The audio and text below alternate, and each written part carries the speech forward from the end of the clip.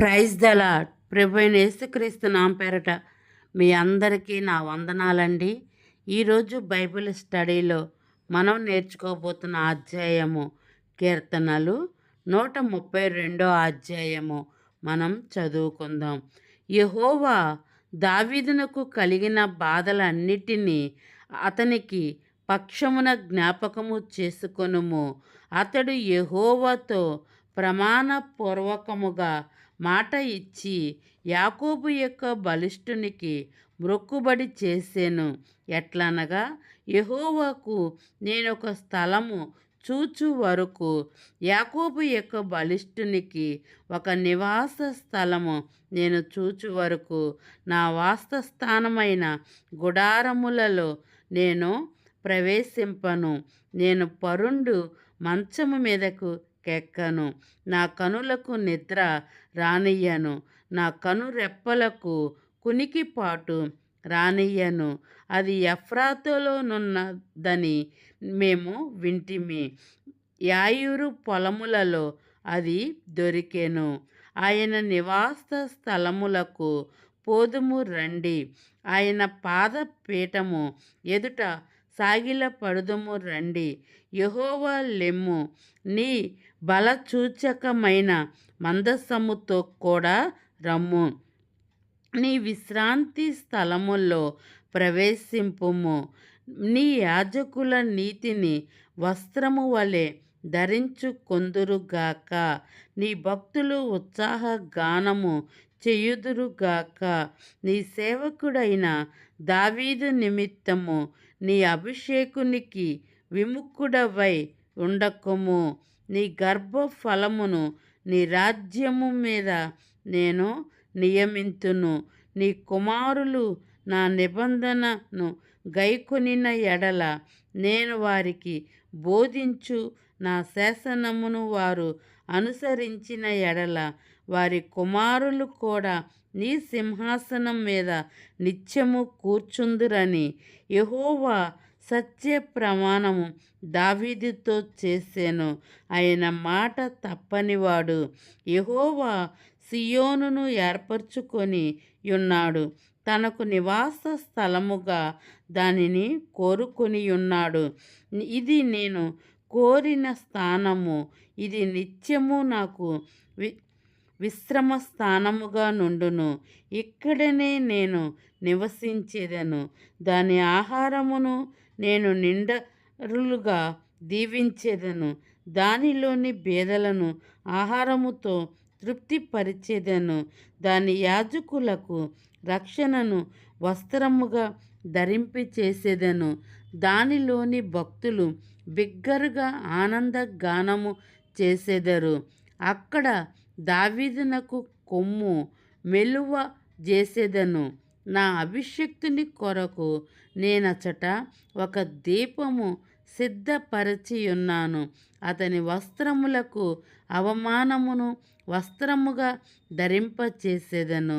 అతని కిరీటము అతని మీదనే ఉండి తేజరిల్లునట్లు ఆయను. ఈ యొక్క వచనము ఇప్పుడు మొత్తము కూడా మనము చదువుకొని ఉన్నాం. దావీదులో ఒక తృష్ణ, ఒక నీతి కొరకు ఆకలి దప్పికలు మనం చూస్తూ ఉన్నాం. దేవుని మందిరము కట్టవలనన్న ఒక ఆశ అతనిలో మనం చూస్తున్నాము. ఎందుకంటే యాకోబుని యొక్క బలిష్ఠునికి మ్రొక్కుబడి చేసేదను. ఎట్లనగా, యెహోవాకు నేను ఒక స్థలము చూచు వరకు అంట అతని కంటికంట నిద్ర రానిడంట. అతని కను రెప్పలకు కునుక రానివ్వడంట. ఎందుకంటే దేవుడు మందిర విషయంలో అతని యొక్క తృష్ణ కలిగి ఉన్నట్లు మనం ఈ అధ్యాయములో మనం చూస్తూ ఉన్నాం. ఈ దావీదు కలిగిన బాధలు అన్నిటిలో అతని పక్షమున జ్ఞాపకము ఏ దేవుడైతే జ్ఞాపకం చేసుకొనునంట. యెహోవాతో ప్రమాణపూర్వకంగా మాట ఇచ్చి అతనికి ఒక మందిరము కట్టాలి నా దేవుడికి. మనకైతే రాజ్యభవనములు ఉన్నాయి, నా దేవుడు నివసించటానికి ఒక మందిరము లేదు అని ఒక తృష్ణ, ఆకలి దప్పికలు ఇక్కడ మనం చూస్తూ ఉన్నాం. ఎందుకంటే నేను పరుండి మంచం మీదకి ఎక్కనంటున్నాడు. నా కనులకు నిద్ర రానియ్యను, నా కనురెప్పలకు కునికిపాటు రానివ్వను. అంటే అతను మందిరము పట్ల అంత తృష్ణ, అంత ఆకలి దప్పికలు కలిగి ఉన్నట్టు దావీదు జీవితంలో మనం చూస్తాము. ఆయన నివాస స్థలముకు పోదుము రండి, ఆయన పాదపీఠం ఎదుట సాగిల పడుదుము రండి అని. నీవు కూడా మందిరమునకు వెళ్ళటానికి అటువంటి తృష్ణ కలిగి ఉన్నావో లేదో నిన్ను నువ్వు పరీక్షించుకో. ఎందుకంటే జనులు మందిరముకు వెళ్ళుదము అన్నప్పుడు నేను సంతోషించుతుని అని దావీదు కీర్తనాకారుడు చెప్తూ ఉన్నాడు. మరి మనము దేవుని మందిరమునకు వెళ్ళటానికి శ్రద్ధ కలిగి ఉన్నామా, నిర్లక్ష్య స్వభావంతో ఉన్నామో మనకు మనమే పరిశీలన చేసుకోవాలి. పోదుము రండి అని. యెహోవా లెమ్ము, నీ బల సూచకమైన మందసముతో కూడా రమ్ము అంటున్నాడు.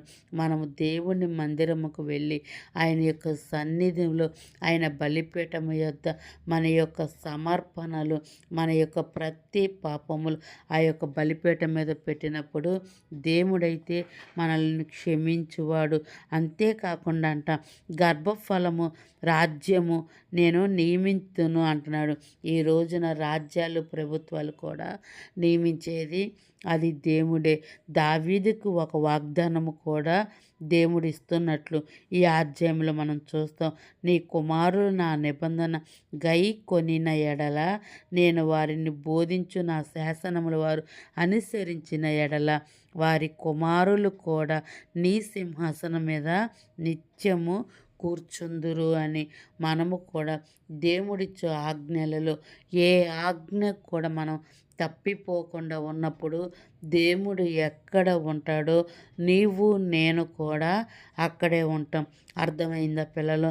అందుకని ఎల్లప్పుడూ కూడా ఆయన శాసనాల వైపు, ఆయన ఆజ్ఞల వైపు మనము గైకొని వాటికి ఇష్టకరముగా మనం జీవించాలంట.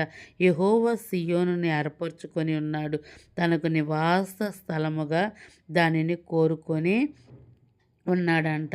నేను కోరిన స్థానము ఇది నిత్యము నాకు విశ్రమ స్థానముగా నుండును.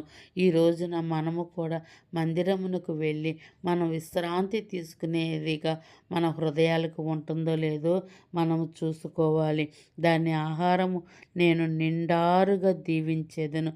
మనము వాక్యం అనే ఆహారము ప్రతిరోజు ప్రతి క్షణము కూడా మనము తింటూ దాన్ని నెవర వేస్తూ, గొర్రె తన ఆహారమును ఏ విధముగా నెవర వేస్తూ ఉంటుందో వాక్యమును కూడా మనము కూడా ప్రతి క్షణము కూడా ఆ యొక్క వాక్యాన్ని మనము నెవర వేస్తూ ఉండాలి. ఎందుకంటే పేదలకు ఆహారంతో తృప్తిపరుస్తారంట, ఆహారము నిండుగా ఉంటుందంట. యాజకుడు రక్షణ వస్త్రము ధరింపజేస్తాడంట. ఎందుకంటే ఎప్పుడైతే నీవు నమ్మి బాప్టిషన్ తీసుకుంటావో పరిశుద్ధాత్మ అనే వరము పొందుకుంటావు. అర్థమైందా పిల్లలు? దీనిలోని మాటలు ఎంత గూఢమైనవో ఒక్కసారి చూడండి.